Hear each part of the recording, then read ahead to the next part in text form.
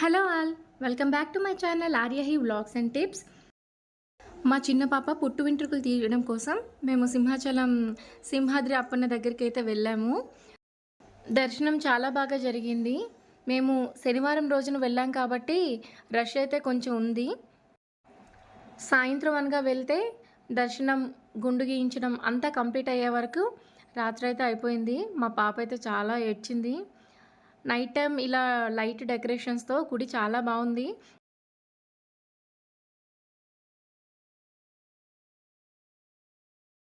బయటకొచ్చాక గుడి ఎదురుగా ఇలా పువ్వులు, తులసి పత్రి, మజ్జిగ, దాంతోపాటు సంపంగి పూల మొక్కలు అమ్ముతున్నారు.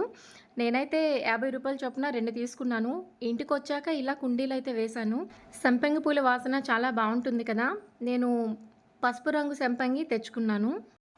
చూడాలి ఈ మొక్క పెద్దదై పువ్వులు ఎప్పుడుకొస్తాయో మరి.